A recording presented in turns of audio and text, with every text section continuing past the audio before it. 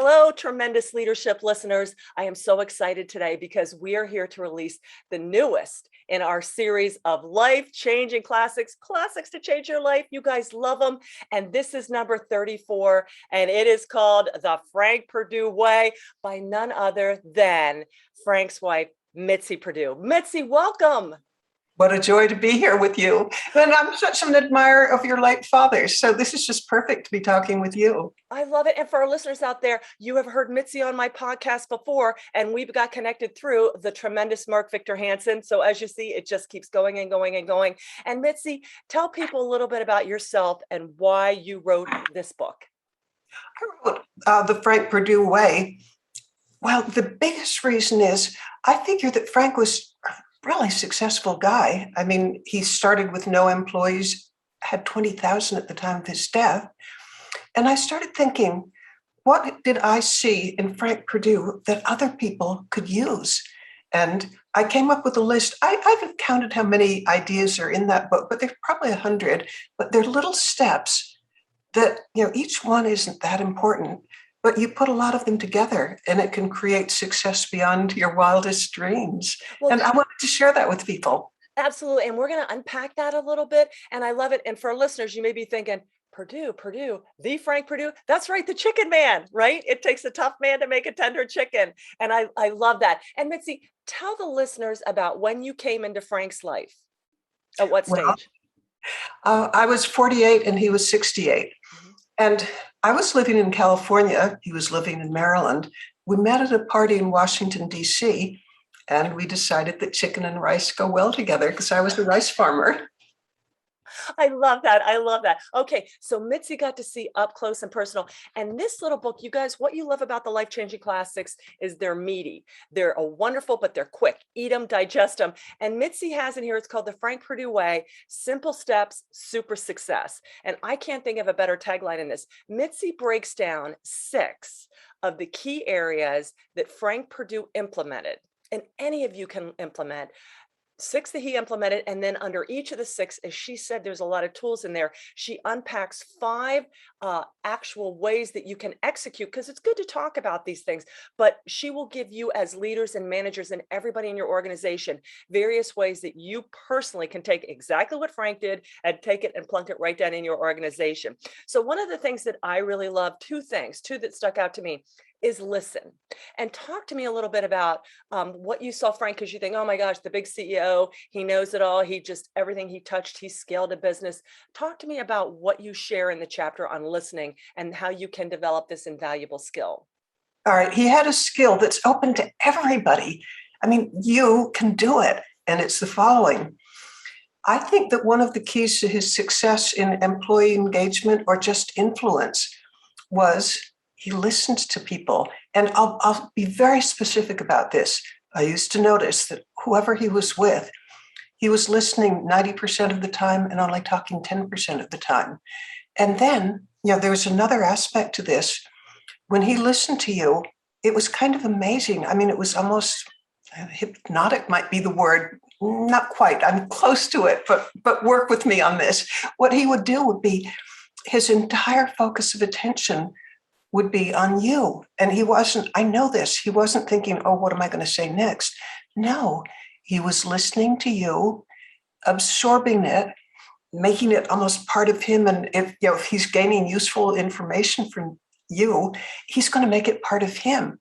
And I thought that ability to listen was one of his maybe easier to copy and more useful techniques. There was another part of it, too, that I got to watch, which is, he was head of a company that employed 20,000 people. He was Mr. Big. But I would notice in any meeting that he was in, he almost never used the persona of, I'm the big boss. No, he told me, I heard this many times, so I memorized it. He'd tell me, there's a lot of wisdom and knowledge and skill in this room, and my job is to tap into it. And that means my job is to listen to the others, not just to talk myself, but there's more to it. When it'd be in, for example, a sales meeting, He could have marched into the room as the great big alpha male, chest out, shoulders back, taking up space, which is what alpha males do, not Frank Perdue. He used to have almost, I could describe it as approaching, almost being shy. His posture was just kind of indicating, I'm one of you, not that I'm your great big boss. And I think the fact that he didn't use up all the oxygen in the room by being the alpha male meant it was much easier for people to say what they really thought. Well, that takes me to the next point that really stuck out. And even when I met you a year ago, Frank had an incredible way. You don't scale a business on your own. You have to have this, and I'm not going to say uncanny because that makes it sound like it's something that you can't put that isn't tangible, but he grew a talent stack, and he knew he never went out and hired anybody unless he really knew exactly what he wanted them to do, like marketing, when they wanted him to market the chickens.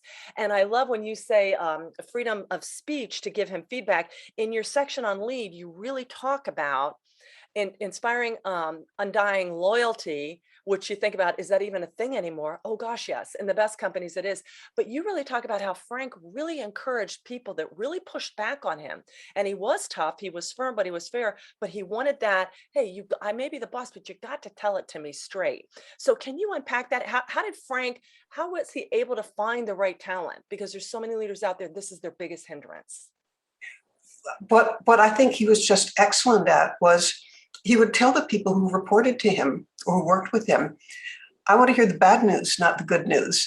And I noticed that the people who kind of would fight with him were the ones who rose in the organization, because he utterly respected people who would stand up to him, and they could change his mind. I'd hear that over and over again, that, you might be fighting with him, but if you could convince him, he would do what you said.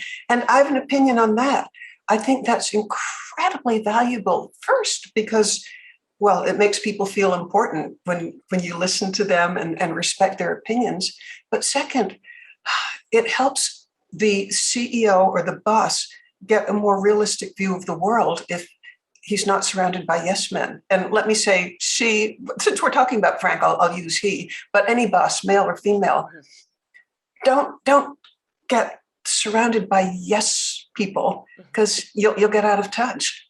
Oh, absolutely. And at the end, and I'm going to let the readers go ahead and snap this little baby up and read this and get them for all their team. You talk in the very end about an ethical will, where you really talk about when we leave this earth, that you want to make sure that you leave what you built the entity on. So the people coming after you, there's no question about, what would Frank do? What would Frank have done? Kind of thing. And I think about the greats like Disney and Hershey, and even my dad's legacy. It was very clear, not what we were supposed to do, but what the values are that form the company. So can you share a little bit about that? Because incredibly successful businessman, but at the underpinnings of all this was a foundation of his convictions and his truths. Well, one of his truths was that if you want to be happy, lead the most ethical life possible. I mean, there's just enormous rewards for that. So when he was in his 80s, and he knew that his time on earth was limited, actually had Parkinson's disease, so we did know that his time on earth was limited. We spent 3 days going through the values that he felt would help those who came after him, particularly his children and grandchildren, but those who came after him, to have a happy and fulfilling life. And his view was, if you've got good values, you're going to have a happy and fulfilling life. And so we came up with like 50 values that would help people. And then he figured out or reasoned that 50 is too many. Who's going to remember 50? So we narrowed it down to 10. And they're fabulous, like guideposts. And I found it interesting that his first one was, be honest always. Absolutely. Yeah. And for organizations looking at this is something that, one of my favorite books was John Maxwell's There's No Such Thing as Business Ethics. His point was, ethics is ethics is ethics. And so I love this even for business people. You can sit at the end, because she has these listed out at the back, where you can really discuss these as a company and say, hey, where do we rack and stack? And are these important to me? This is the underpinning for everything. I think whether you're at the top of an organization or working your way up, having a set of ethical values that guide you, in fact, just the act of writing it down for yourself, because in that chapter, I encourage people to write their own. I tell how we did it and I tell what Frank's were. But you will have, I think, a more fulfilling, exciting, satisfying life filled with friends and people who trust you if you have strong ethics and values. I love that. And Mitzi, who do you foresee getting this book? Who do you think would be most attracted to this and could get the most out of this book? Well, I would love to see large corporations buy it for maybe just gifts to all the employees, or in Perdue speak, for all the associates. I think, if I were the boss of a company, I would like people who get that it's really good to develop a talent stack in a great variety of ways. And because that's going to make them better employees, but they're also going to be more satisfied, because to live a rich, full life, use all the tools that you can find and that you can develop. And I wrote this book to help people do just that. And again, simple steps, super success. And again, I love how you mention it. Yes, everybody's like, well, it's up to the leader to set it. No, it's up to everybody in the entity, because Frank saw this, and you were very clear about that. But he had people all throughout his talent stack, from the individual contributor to the new person coming in, that absorbed and integrated, not just embraced his values, but integrated them. And that's what I love about this book. I think everybody in the organization, no matter what level, because that's how you get stronger together and grow the entity to be more than what it was. Perdue grows so big and still is because Frank was more than he was, and so was everybody else underneath him, because he modeled that for them and they embraced and integrated what he taught them. Well, then I have a thought on that, which is, if you were to ask Frank what made him a success, I know that he would generally answer the people I worked with. So the values have to extend right up and down. And maybe the overall value is grow, be all you can be. Mm-hmm. And I regard my book, The Frank Perdue Way, as kind of a manual for being all you can be.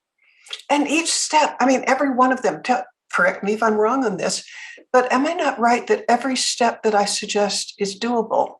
It doesn't, you don't have to have $1 billion behind you or something. No, each step will take you farther along the way to being all you can be. Absolutely. Well, and for our listeners out there, it's like she said, it's 6 steps with 5 underneath. So you could take your organization through and just break these down at a reading program, go through each one. You don't have to hire some big consultant. You know what I'm saying? It's just so simple to use to start, to get people, again, simple steps, super success. And the more your team looks at these little things and says, I can be successful as that's what builds that efficacy, where they're going to want to keep going. You can't lay the heavy stuff on people in the beginning, because it's just give me the simple stuff. What did Einstein say? If you can't explain it to a 5-year-old, you don't understand it well enough, something to that effect. So Mitzi, I just want to thank you so much for putting this, for our listeners out there. We have a huge series of these, from Booker T, Acres of Diamonds, As a Man Thinketh, Patton, Message to Garcia, and now our latest release in this series. I can't be more honored,